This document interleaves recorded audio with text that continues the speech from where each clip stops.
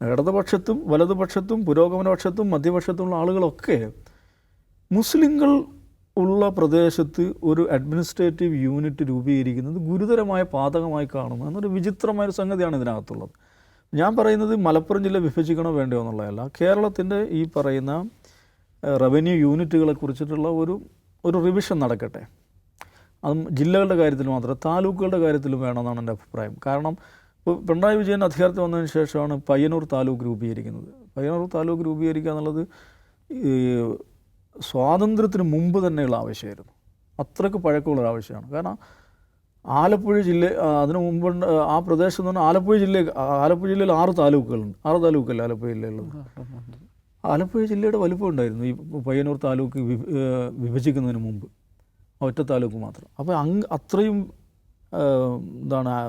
വിസ്തൃതമായ താലൂക്കുകൾ ധാരാളം നമ്മുടെ സംസ്ഥാനത്തുണ്ട്. അപ്പോൾ താലൂക്കുകളുടെ പുനഃസംഘാടനം, റീഓർഗനൈസേഷൻ, ജില്ലകളുടെ റീഓർഗനൈസേഷൻ, അത് ഒരു ഭരണപരമായിട്ടുള്ളൊരു നടപടിയാണ്.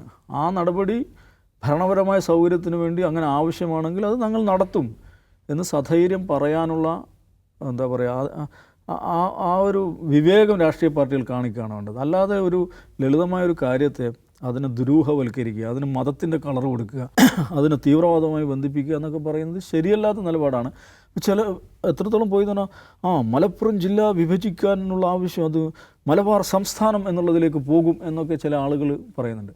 അങ്ങനെയൊന്നും ആരും ഇതുവരെ പറഞ്ഞിട്ടില്ല. ഇനി അങ്ങനെ ഉണ്ടെങ്കിൽ തന്നെ മലബാർ സംസ്ഥാനം എന്ന് ഒരാൾ ആവശ്യപ്പെടുകയാണ്, അല്ലെങ്കിൽ ഒരു സംഘം മലബാർ സംസ്ഥാനമുണ്ട്, തിരുവിതാംകൂർ സംസ്ഥാനം, നമുക്ക് കൊച്ചി സംസ്ഥാനം, അത് ഇന്ത്യൻ ഭരണഘടന അംഗീകരിച്ച കാര്യമല്ലേ. ഒരു സംസ്ഥാനം ഞങ്ങൾക്ക് വേണം എന്നൊരു ഡിമാൻഡ് ഇന്ത്യയിൽ ആർക്കും ഉന്നയിക്കാവുന്നതേ ഉള്ളൂ. എന്ന് മാത്രമല്ല, നിലവിൽ ഇന്ത്യയിൽ അങ്ങനെ ആക്റ്റീവായിട്ടുള്ള 1 ഡസനോളം ഡിമാൻഡുകളും അതിനെ മുൻനിർത്തിയുള്ള മൂവ്മെൻറ്റുകളുണ്ട്. നമുക്ക് ബീഹാർ ഉണ്ടായിരുന്നല്ലോ, ജാർഖണ്ഡ് എങ്ങനെയാണ് ഉണ്ടായത്? ജാർഖണ്ഡ് മുക്തി മോർച്ച എന്ന് പറയുന്ന മൂവ്മെൻറ്റ് ഉണ്ടായി വന്നു. എന്താണ്, ഈ പ്രദേശങ്ങളിൽ വികസനം പോരാ, ബീഹാറിൻ്റെ ഭാഗമായി നിന്ന് കഴിഞ്ഞാൽ ഞങ്ങളുടെ ആഫീസ് പൂട്ടിപ്പോകും എന്ന് ആ പ്രദേശത്തുള്ള ആളുകൾ മനസ്സിലാക്കുന്നു. അവർ സംഘടിക്കുന്നു. ജാർഖണ്ഡ് മുക്തി മോർച്ച എന്ന് പറയുന്ന പ്രസ്ഥാനം രൂപപ്പെടുന്നു.